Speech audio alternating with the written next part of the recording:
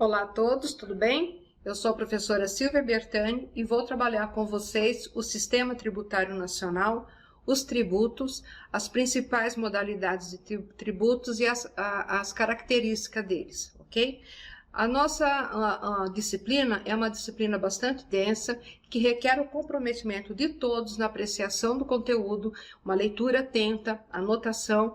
Lembrando uma coisa muito importante: nós temos uma memória visual, então é muito interessante que vocês desenhem, façam mapas mentais, vejam o mapa mental que está disponibilizado no sistema para vocês, ou seja, façam a diferença, tá bem?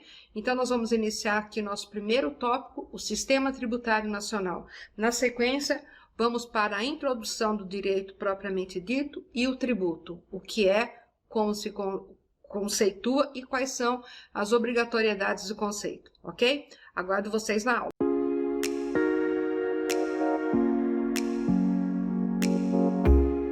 Na introdução ao direito tributário, nós temos a construção do Estado fiscal, como isso se processou. Na trilha 2, vamos tratar do sistema tributário brasileiro, como ele foi construído, quais são os tributos existentes atualmente no país. Na trilha 3, vamos tratar dos tributos enquanto conceito e suas principais características, e na trilha 4, vamos falar da classificação de tributos.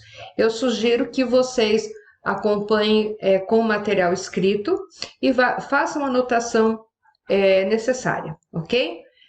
Lembro também que o direito tributário é uma das áreas mais rentáveis na advocacia e muitas das bancas de advocacia que trabalham nesse segmento do planejamento tributário, no advogado tributarista, têm obtido grande sucesso no seu trabalho. É um trabalho árduo, exaustivo, isso é verdade, porque a atualização é constante, mas vocês são todos muito jovens e certamente têm muita habilidade em lidar com esses desafios. Então, fica a dica aqui da professora para que vocês se apliquem muito nesse curso. Todas as disciplinas são muito importantes para o profissional do direito, mas a minha dica é esse segmento que é muito peculiar, é interessante para atuar, ok? Muito bem. Tributos, impostos. Por que eu pago tanto imposto, tanto tributo? Vamos ver de onde vem tudo isso. Vamos nos encaminhar para as revoluções lá do século XVIII. O que nós tínhamos lá no século XVIII? O Estado efervescendo, Revolução Industrial, certo? Lembram-se? E surge o modelo do Estado Democrático de Direito. Estado Democrático de Direito, Estado, nação, povo, território, para uma comparação bem simples. Democrático, o próprio povo escolhe os seus governantes, numa definição bem simplista, só a título de enriquecer a aula, e de direito, que tem uma lei maior que organiza todo o Estado. Então, volta lá. Revoluções do século XVIII, Revolução Industrial, começam a surgir as primeiras noções desse Estado democrático de direito. Ok? Uma das características do Estado democrático de direito é a inserção na lei maior, nas cartas magnas, do que é chamado direito fundamental. E o principal, o direito fundamental inicial é a liberdade dos cidadãos. Todos nós nascemos livres, ok? Bom, nesse momento das grandes revoluções, o que nós temos? Que os direitos fundamentais do homem passavam por uma abstenção do Estado. O Estado não precisava interferir. Eles tinham, sim, um caráter negativo. Era um caráter de não me meto nessa história, certo? Atribuíam ao cidadão a liberdade de ação, a liberdade no agir. Então, o cidadão ele era responsável pela religião dele, pela propriedade dele. Então, não tinha interferência do Estado. Mas havia uma pregação de que o homem tinha que se autodeterminar. Então, eu sou católico porque eu quero, eu tenho a minha casa porque eu comprei, elementos que o Estado não tinha que se meter, para vocês compreenderem muito bem, exceto os direitos políticos, que havia uma limitação. Então, os próprios limites que o Estado determinava se dava de uma maneira muito sutil. Ocorre que as populações começam a aumentar, os entornos das cidades começam a crescer e uma nova realidade se apresenta. E é nesse momento, então, que o Estado vai pensar que é preciso arrecadar para que eu possa, então, suprir essa necessidade desse povo, dessa turma que agora se junta àqueles pequenos feudos, àqueles pequenos povoados. Nós tínhamos, então, até então, como direitos fundamentais dessa primeira geração, o direito à vida. O Estado não tinha que se meter. O direito à liberdade, todos somos livres. O direito à igualdade, todos somos iguais. O direito à propriedade, eu comprei a minha, certo? Direito à liberdade de expressão, posso expressar o que eu penso, como eu penso, onde eu penso e quando eu desejar expressar. Ok? Direito à religião. Os estados não podiam intervir na religião de uma população. Por exemplo, o Estado brasileiro tinha como regra a população do Brasil, isso está lá na Constituição, é católica, apostólica, cristã. Certo? Mas isso não significava que não pudesse haver outra crença. Então, por exemplo, a nação era católica, mas tínhamos os evangélicos, tínhamos aqueles das religiões afrodescendentes, então não tinha problema nenhum. E também ele podia se misturar, interferir na participação política. Em que sentido? Se eu resolvi ser candidata a presidente da República, eu tenho os requisitos que a lei determina, o Estado não pode interferir, ok? Direitos fundamentais de primeira geração. Ocorre que, com a expansão do modelo de Estado, outros direitos vão começar a ser esculpidos e inseridos na Carta Magna. Então, por exemplo, Constituição de 88, direito à saúde.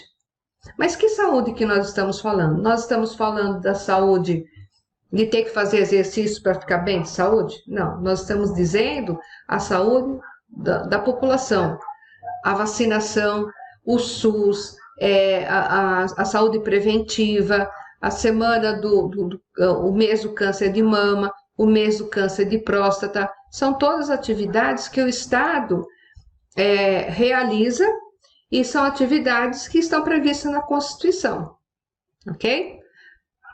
Também educação. Mas que educação esses direitos fundamentais vão exigir? É a educação de aprender a ler e escrever? Não, é educação de qualidade.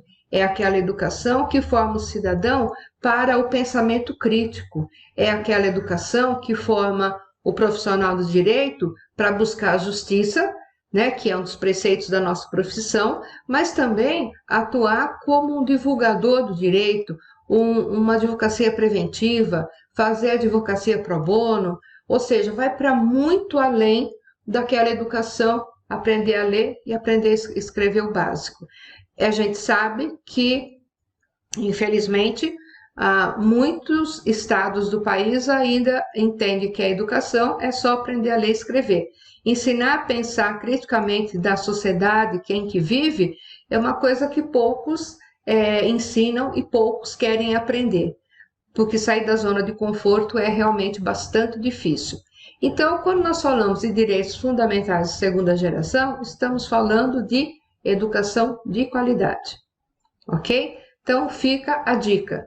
Educação de qualidade é você se apropriar do conhecimento que foi fornecido na universidade, na faculdade, na escola, e com base nele, buscar mais subsídios, enriquecer o que você já aprendeu e compreender de forma a ter o seu pensamento próprio, a conseguir criticar no sentido da crítica acadêmica, da crítica saudável, porque você sabe do que fala.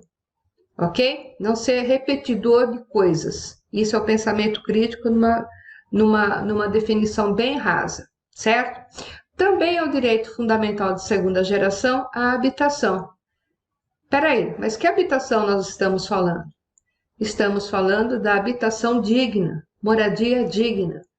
Moradia digna não é morar numa casa que tem piscina e 5 andares. Moradia digna é aquela que tem saneamento básico, é aquela que tem água encanada, esgoto instalado, iluminação pública. Veja o que aconteceu em Petrópolis, né? O poder público foi empurrando, né, a população menos favorecida para os barrancos, para as áreas mais isoladas, para as periferias, e o povo foi ocupando desordenadamente aquele local, culminando com a tragédia de tantos mortos, ok? Então, aquilo era uma habitação digna? Não, era uma habitação precária, onde morava a galera que não tinha para onde ir. Ah, mas eles tinham uma casa boa. Não, não tinha casa boa. Se fosse boa, não estaria no morro. Vejam que a tragédia de Petrópolis atingiu a população menos favorecida. As mansões da região não foram atingidas por conta dessa questão, moradia digna. Também está lá elencado nos direitos fundamentais a previdência social. A previdência social, ela vai garantir aquele que preenche os requisitos que descanse, né, quando se tornar uma pessoa mais velha, e tenha direito à saúde, uma saúde de qualidade, como nós vimos lá no primeiro tópico, ok? Aqui vai uma dica. Na nossa profissão, felizmente, a idade e a maturidade, elas são um requisito no sentido inverso, né? Porque muitos preferem ser atendidos por um profissional mais velho, que significa experiência, e essa é uma verdade, porque nós realmente somos muito mais experientes, né? Profissional, socialmente ou afetivamente com a idade. Então, na nossa profissão de advogados, quanto mais maturidade chega, mais espaço para trabalho a gente tem. Então, nesse sentido, eu queria dizer o quê? A Previdência estabelece que se aposenta com X anos. Nós, advogados, aposentamos, mas continuamos trabalhando, porque a nossa profissão permite essa continuidade. No entanto, todos os advogados têm essa possibilidade? Não, não tem, porque muitos param no tempo, sentam-se em suas cadeiras e esquecem que a justiça ela é célere e a justiça ela é muito dinâmica. Então, de novo, fica a dica aqui do estudem, leiam, né? Se atualizem sempre. Direito fundamental de segunda geração, nós temos ainda a segurança pública. Todos nós temos o direito de ir e vir sem ser incomodados. Aqui em São Paulo, onde eu moro, onde eu trabalho, a gente vê, nós não temos mais condição de sair para a rua com um celular, com a sua bolsa, que mulher carrega lá a bolsa com um monte de carteira, um monte de coisa, um monte de perfume, batom. Não dá, a gente é roubado. Então, muitas pessoas estão usando um celular danadinho, velhinho, só mesmo para ter o contato com alguém que precise, e o celular melhor fica em casa, no escritório. Porque a nossa segurança pública, que é um direito fundamental garantido pela Constituição, não dá conta da violência urbana que se instalou. Eu estou falando em termos de São Paulo, certo? Outras cidades, eu sei que a violência também está presente, mas talvez numa proporção um pouco menor.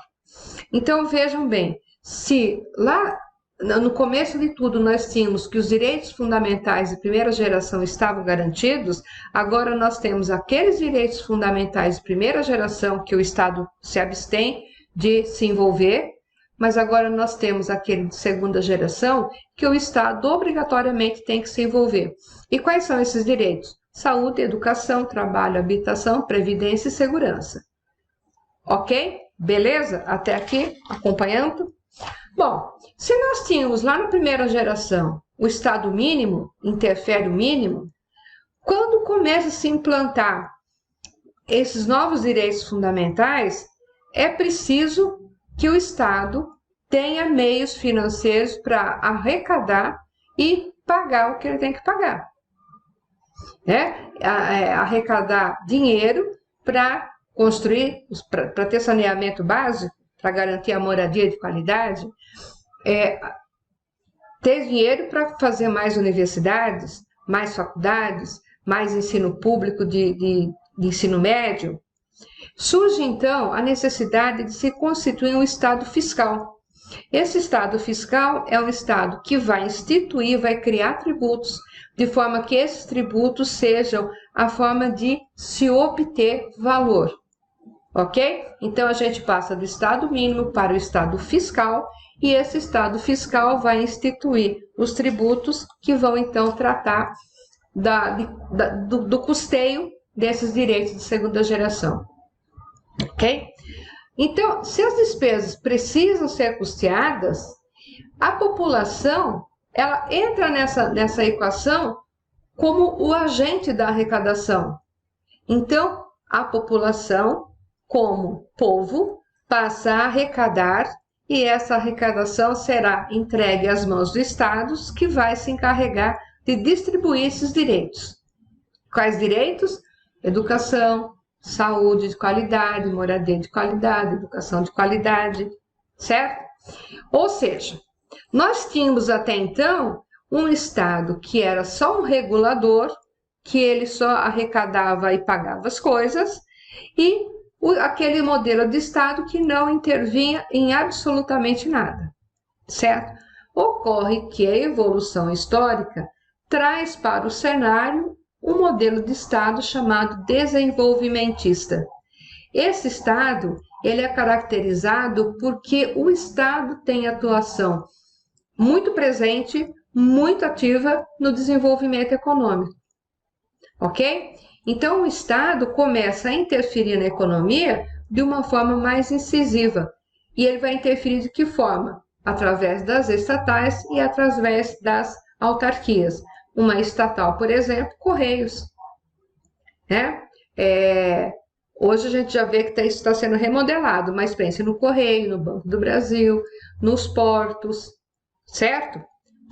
Bom, esse modelo, então, que é adotado de Estado desenvolvimentista, no Brasil, ele vai sofrer uma junção e o Brasil vai adotar um modelo misto.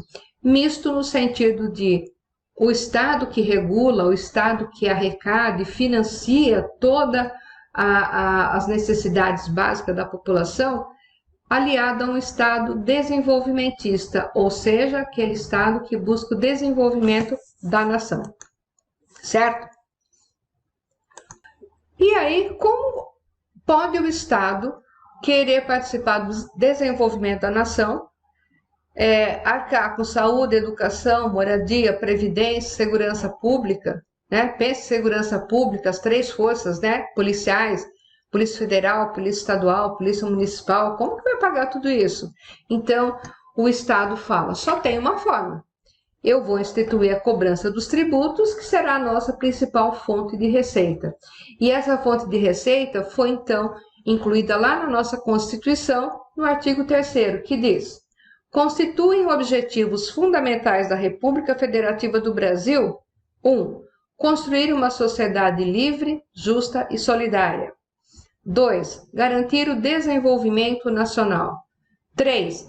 Erradicar a pobreza e a marginalização e reduzir as desigualdades sociais e regionais. 4. Promover o bem de todos, sem preconceitos de origem, raça, sexo, cor, idade e quaisquer outras formas de discriminação. Então vamos lá. O Estado tem que arrecadar para que ele promova uma sociedade livre, uma sociedade justa, uma sociedade solidária. Sociedade livre, né? Todos são iguais perante a lei, sem distinção de raça, de credo ou de cor. Sociedade livre, eu quero ser advogado, eu quero ser médico. Sociedade livre, eu quero ir até, até Curitiba, comer uma pizza. Liberdade de ir e vir. Sociedade livre é isso. Sociedade livre é a liberdade do indivíduo. Ok? Uma sociedade justa, onde há distribuição de renda, uma sociedade onde todos têm direito ao acesso à educação, à saúde, aos aparelhos, né, do Estado, de forma a atender uma demanda pessoal. Uma sociedade solidária, onde sempre haverá ajuda de um para o outro. O Brasil, gente, tem uma população, um povo que é realmente muito solidário. Exemplo, citando novamente, lá em Petrópolis, né? Em Petrópolis a gente tem que o evento aconteceu, o desastre aconteceu na terça-feira, na quarta-feira eles já tinham muita arrecadação de doação. E aqui no sentido que nós estamos falando, uma sociedade solidária onde os grupos se ajudem mutuamente de forma a construir uma nação, ok? Mas também é um objetivo fundamental da República garantir o desenvolvimento nacional. Não adianta nós falarmos que o estado do Paraná é um estado rico no sentido da arrecadação tributária, São Paulo é rico no sentido da arrecadação tributária, e nós esquecemos lá do Amazonas, né, do Acre, do Pará, que são estados brasileiros que têm uma arrecadação diferente dos estados da região sul e sudeste, ok? Então, é preciso que se compartilhe o bolo, né, da arrecadação para atender também a demanda desses estados que não têm arrecadação, ok? Erradicar a pobreza.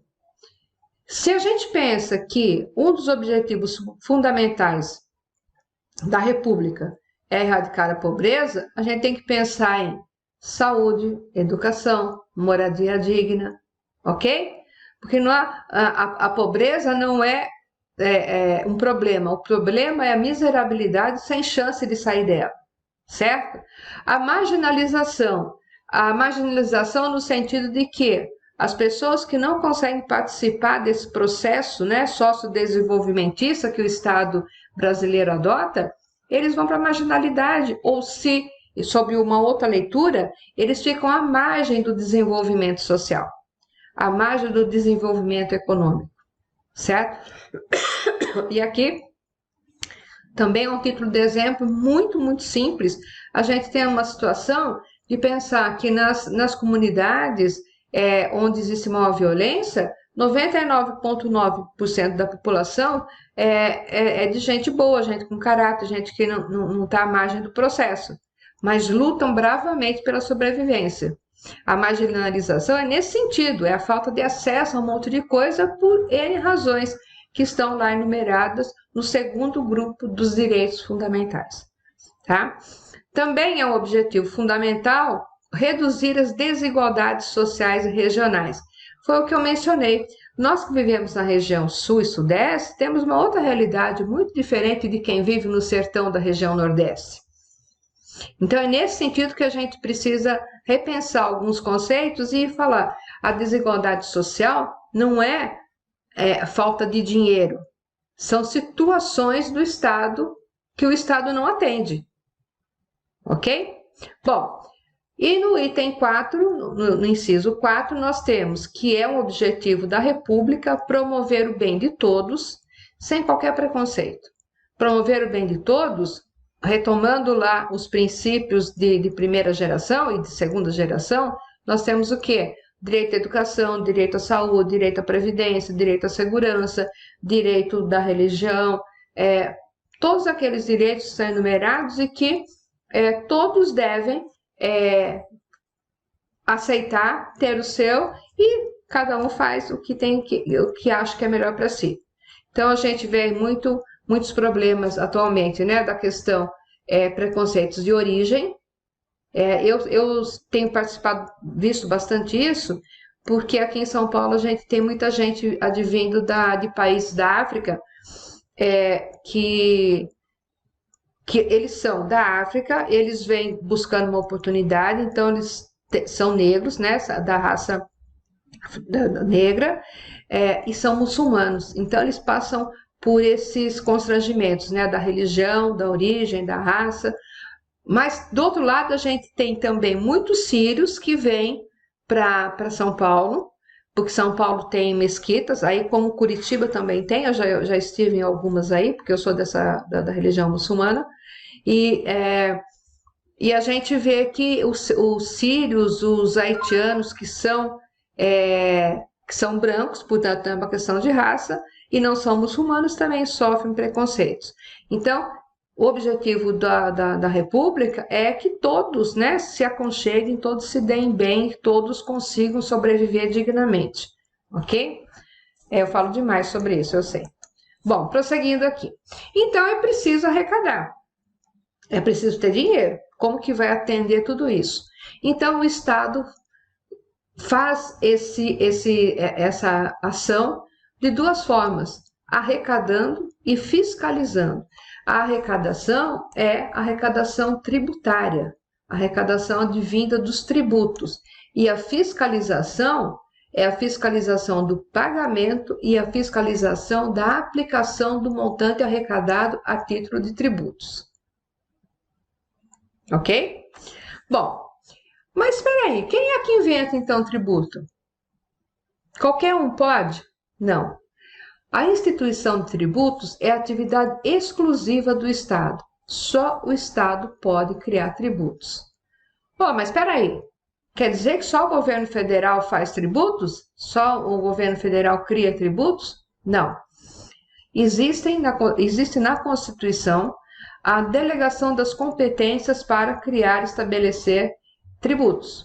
Então, nós temos os tributos de competência federal, os de competência estadual e os de competência municipal. Nós vamos ver esse assunto na nossa aula 3, no capítulo 3, certo?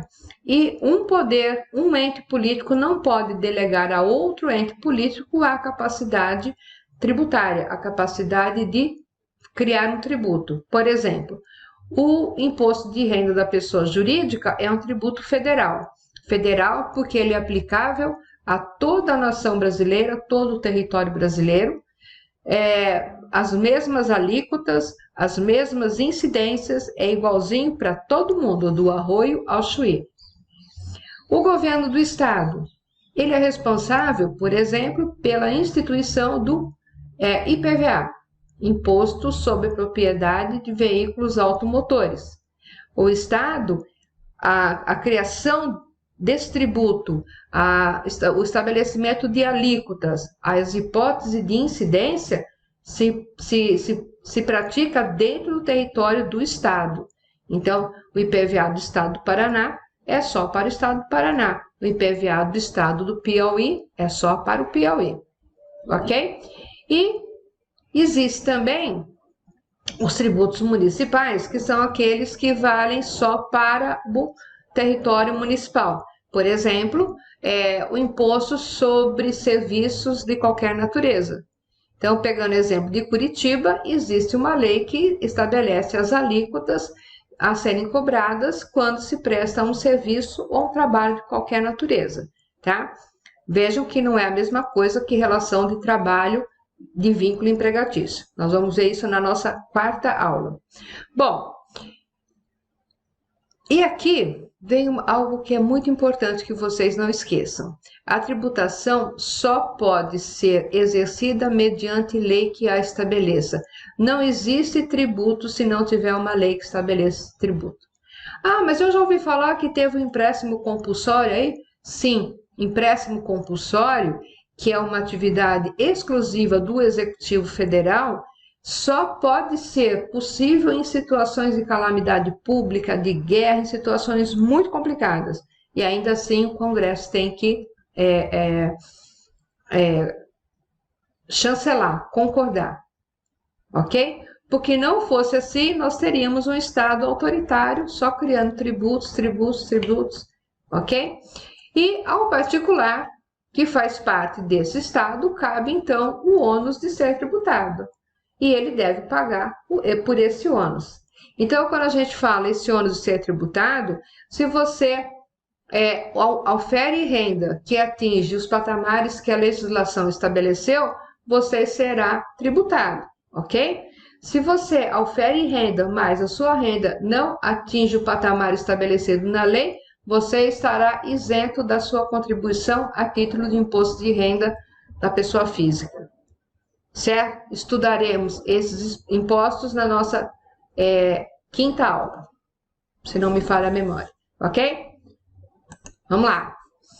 Bom, Acontece que é como se fosse uma residência onde a dona da casa, fala dona da casa, que geralmente são as mulheres que cuidam disso, né? Porque são mais afeitas à organização, digamos assim. O Estado, então, ele para desenvolver essas atividades, ele tem que fazer o quê? Eu tenho que obter dinheiro para pagar a conta do mês. Só que o Estado ele precisa arcar com o custo político, com o custo social, com o custo econômico, com o custo administrativo, com o custo financeiro, com o custo educacional e o custo da segurança pública. Ele tem muita coisa para pagar. Como ele vai obter, então, esse recurso? Só tem uma forma, através da atividade financeira que o Estado exerce. É uma receita simples. Eu devo X despesa e eu tenho Y de receita, ok? A receita eu obtenho com a arrecadação tributária e as despesas eu tenho a partir dessas atividades que o Estado precisa desenvolver. Mas espera aí, professora. Como que a gente vai saber quanto que o Estado gastou? Como que a gente sabe que conta é essa? Ah, aqui tem um detalhe. O Estado, enquanto ente público e ente político, ele precisa apresentar o orçamento do que ele vai gastar no ano seguinte. É a chamada lei orçamentária. A lei orçamentária vai prever as receitas e as despesas públicas que tem que se arcar no exercício seguinte. Nós tivemos recentemente aí a discussão falando justamente dessa questão de que era preciso aprovar logo o orçamento, porque a gente estava saindo, né, entre aspas, de uma pandemia, houve uma grande reviravolta nas despesas orçamentárias, porque a saúde, ela precisou de muito mais, olha aqui, ó. Então, aqui nas atividades sociais, a saúde precisou de muito mais, teve o auxílio emergencial, não é? Teve, ainda na saúde, a aquisição de vacina, aquisição de insumos para combate à pandemia. E na educação, idem, teve muito problema, então foi preciso investir nas escolas públicas com computador, com acesso à internet, etc. E tal. Então era preciso fazer, e todo ano tem que ser feito no mês de agosto, a previsão orçamentária para o ano seguinte. Ou seja, é aquela continha que a gente faz no dia 1º de janeiro, pensando, eu vou gastar tanto, eu vou juntar tanto, e eu vou viajar no final do ano. É a mesma coisa, só que o montante, o volume, o tamanho, nem se compara. Beleza? Muito bem. Então, a atividade financeira do Estado vai se organizar de uma forma que o Estado controle o recurso que ele obtém, mas o Estado precisa fazer a gestão desses recursos e aplicar o recurso em cada lugar, certinho. Onde está estabelecido isso? Na Constituição Federal. Então, se a atividade financeira do Estado é obter recurso, é gerir esse recurso e aplicar esse recurso, a nossa conta é simples. A receita pública é a entrada e a saída. Receita pública de entrada, arrecadação tributária. Receita pública de saída é a despesa que o Estado tem para atender as demandas sociais. Portanto, se eu tenho uma atividade financeira e uma receita pública, eu tenho um crédito público. E esse crédito, ele vai o quê? Atender as necessidades do Estado. Certo?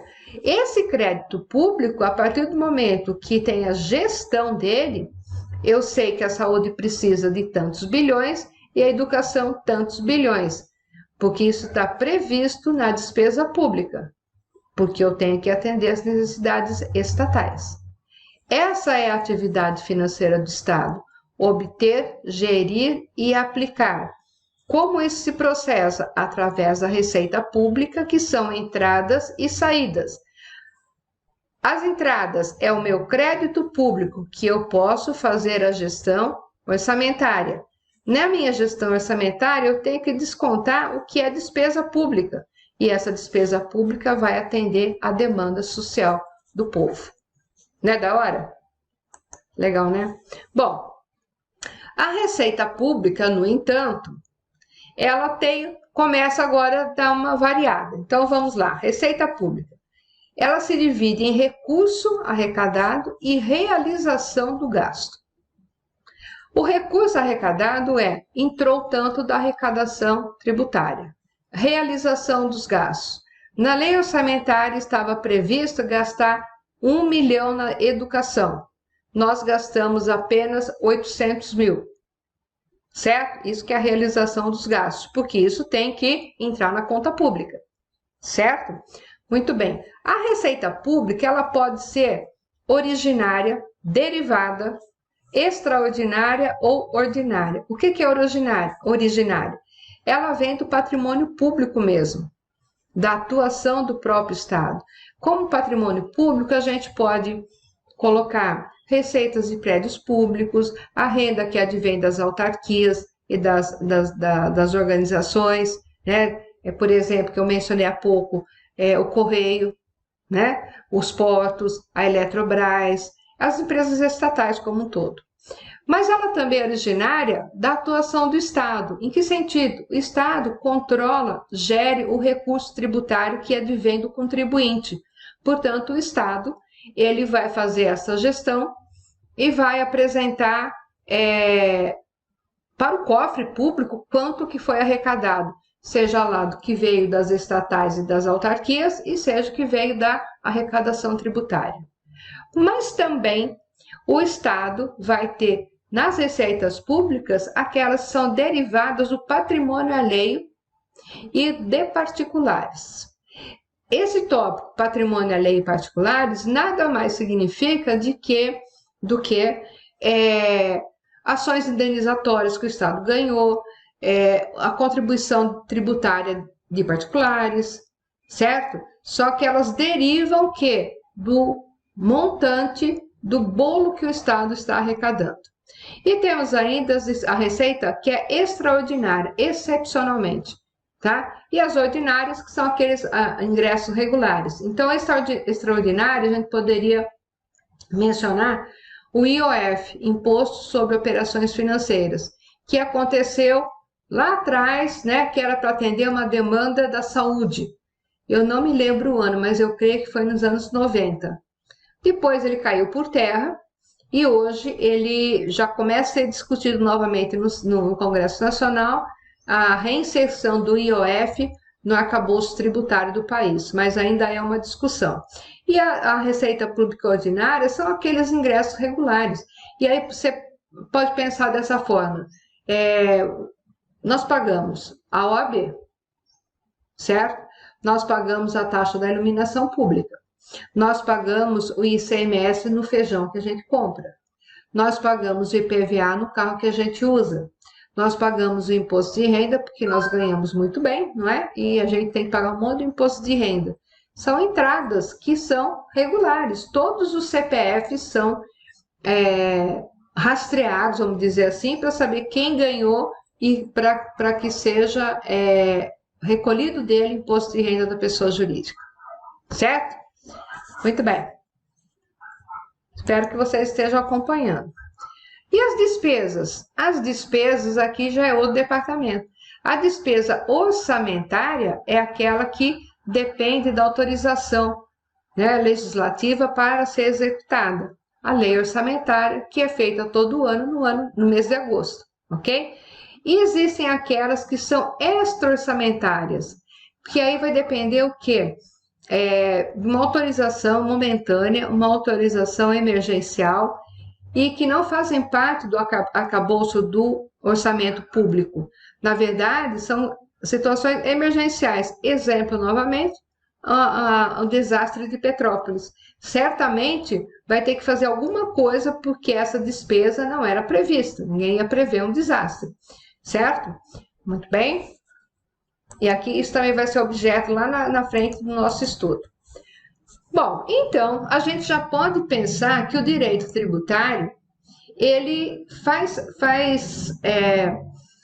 ele compõe toda essa relação que se constrói a partir do Estado, que arrecada, gere e aplica o recurso, e o contribuinte, que é aquele que pratica algum ato, algum fato que vai gerar a obrigatoriedade de pagar o tributo. O direito tributário, então, ele é um braço, uma mão do direito financeiro. O direito financeiro, e aqui fica a dica também de vocês pensarem que o direito financeiro é muito interessante de uma leitura, porque ele abre muito a nossa cabeça para situações do direito tributário. Então, pensem aí, e mais à frente, se vocês quiserem, vocês me mandam um e-mail, mandam uma mensagem, que eu mando bastante material para vocês que trata desse assunto, tá? Bom, o direito tributário, ele vai, então, tratar especificamente das relações entre o contribuinte e a fazenda. Opa, fazenda pública é um termo novo aqui na nossa história. Vamos por partes. O contribuinte é todo sujeito passivo, ou seja, todo sujeito que é obrigado a pagar, que praticou um fato gerador. Opa, de novo, uma palavra nova. Fato é um evento jurídico, um fato jurídico. Fato gerador é aquele que gera a obrigação de se pagar um tributo. Então, nós temos que contribuinte é aquele que praticou um fato gerador que vai obrigá-lo a pagar um tributo, ok? Até aí, ok. E a fazenda pública? A fazenda pública é o órgão gestor que vai cuidar da arrecadação. Então, a fazenda pública sabe que o José adquiriu um carro. Para que ele ande na cidade de Curitiba, ele precisa pagar imposto sobre veículo automotor, IPVA. Ok? Muito bem. E aí também o direito tributário, ele vai tratar dessa relação entre o fisco e o contribuinte. Talvez algum de vocês trabalhem já nessa área, e aqui eu estou falando de uma forma bem primitiva ainda. A relação entre fisco e contribuinte, ela é muito legal no sentido de legalidade. Não adianta o contribuinte ir lá espernear e bater o pé e exercer o seu ius esperneandi. Se está na lei, se houve um fato gerador, existe a hipótese de incidência e existe uma alíquota aplicável, ele vai pagar o tributo sem mais explicações. Ok? Bom, eu falei aqui hipótese de incidência. Palavrinha nova. Então, o que significa isso? Significa que se ocorrido aquele fato gerador e estiver dentro desse contexto a hipótese de que é aplicável a alíquota tributária, então esse contribuinte será obrigado a pagar. Vamos ver um exemplo? Imposto de renda da pessoa física. José percebeu no ano de 2021 15 mil reais.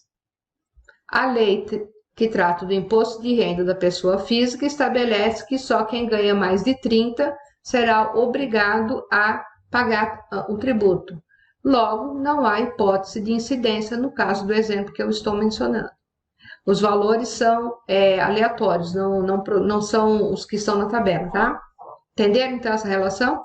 E nós temos então, por fim, que o polo passivo sempre será o contribuinte, o devedor do tributo. E o polo ativo será sempre o ente tributante. Quais são os entes tributantes? Ente federal, ente estadual, ente municipal. Olha que simples. Ok? Bom, no polo passivo, dentre os contribuintes, nós temos quem ainda? A pessoa jurídica. Pau que bate em José, bate em Zé. Pessoa física paga imposto de renda à pessoa física. Pessoa jurídica paga imposto de renda e IRPJ. Certo? E no polo ativo, como eu falei, nós temos os impostos federais, que são da União, os estaduais, que são dos estados, e os municipais dos municípios. E acresça-se a competência tributária do Distrito Federal. Certo? Então, agora a gente já pode pensar sobre o que é o Sistema Tributário Nacional. Então, o Sistema Tributário, ele vai juntar todas essas normas, todos esses princípios, todas as regras, e vai acrescer a um sistema para que todo contribuinte tenha conhecimento de como se processa a carga tributária. Onde está onde estão enumerados essas normas? Nos capítulos 145 a 162 da CEF. Então, vejam bem, Eu coloquei aqui no slide o link que vai remeter vocês diretamente para essa legislação. Leiam, é importante que vocês leiam. Bom, agora a gente já pode então definir o que é um tributo, porque a estrutura do sistema tributário vai apresentar essa definição. Então vamos lá, tributo é uma prestação pecuniária compulsória. Pecuniária em valor dinheiro, compulsória, obrigatória. Ninguém pode se eximir de pagar tributo a não ser em virtude da lei. Tributo é uma prestação pecuniária compulsória em moeda. Ele tem que ser pago em moeda. Ah, mas e se eu não tenho moedinha, como é que eu pago? Gente, vamos lá. Em moeda tem que ser pago em dinheiro ou um valor que ela possa se exprimir, por exemplo, um cheque, ok? Tributo é uma prestação pecuniária compulsória em moeda ou cujo valor nela se possa exprimir, que não constitua sanção por ato ilícito. Por exemplo, eu deveria pagar o meu IPTU até o dia 10 de fevereiro. Eu não paguei, agora então eu terei uma multa. A multa não é tributo. Eu vou pagar o meu tributo mais a multa. Por quê? A própria definição do que é tributo não autoriza que haja pagamento como se fosse um castigo. Tributo é participação do contribuinte na gestão do Estado, ok? A multa não é tributo, a multa é uma sanção, por isso que não se considera a multa como tributada. Estudaremos isso na aula 6. Tributo é uma prestação pecuniária compulsória em moeda ou cujo valor nela se possa exprimir, não constitua sanção por ato ilícito, instituída em lei, ok? Competência tributária. Não existe tributo sem uma lei que o defina. Cobrada mediante atividade, mediante alguma coisa que o Estado faz, certo? Uma atividade administrativa vinculada, ou seja, presta atenção, eu moro numa rua que não tem asfalto. A prefeitura passou asfalto na minha rua, colocou esgoto, colocou poste de iluminação e fez a coleta de lixo. O que houve para o meu bem imóvel, onde eu moro, teve uma melhoria no valor, teve um benefício no preço da minha propriedade, mas também facilitou o meu ir e vir, facilitou meu consumo de combustível, agora vai ter um ônibus ali perto, ou seja, uma atividade administrativa vinculada a alguma coisa que o Estado fez, tá? Então, os tributos, então, nós podemos classificar em vinculados, ou seja, tem uma situação, uma atividade estatal, o Estado fez alguma coisa e gerou tributo, mas tem aqueles que não são vinculados, que independem da atividade do Estado. O Estado não precisa fazer nada. O tributo tem uma função fiscal. Qual é? Arrecadar. E qual é a extra fiscal? Proteger a indústria nacional. Olha que legal que é isso. Imposto de importação.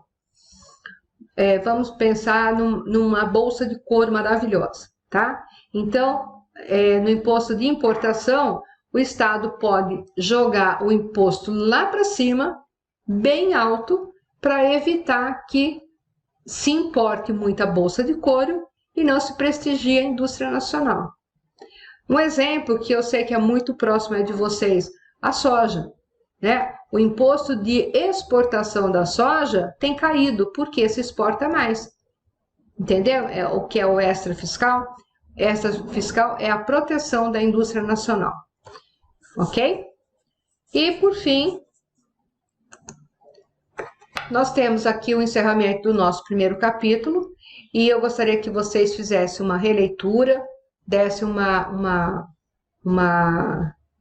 façam anotação, leiam o material que foi produzido, vejam que é um material resumido, mas que tem vários ganchos para que vocês apresentem, né, dúvidas, desenvolvam esse pensamento crítico de compreender o direito sobre um olhar, sobre um foco diferente. E aí, turma, olha eu aqui de novo. Terminamos a nossa primeira aula. e eu acho que foi bastante proveitosa e trouxe para vocês uma série de conteúdos de situações que talvez vocês ainda não conhecessem. Se já conheciam, melhor ainda, melhorou ainda mais. Se não conheciam, foi uma oportunidade de conhecer esse universo que é o sistema tributário. Não posso deixar de falar que é uma das áreas mais rentáveis da advocacia, é uma das áreas que mais se procura e se busca profissionais para atuar. Então, espero contribuir nesse processo de formação de vocês, ok? Espero vocês na próxima aula. Competência tributária, ok? Até já!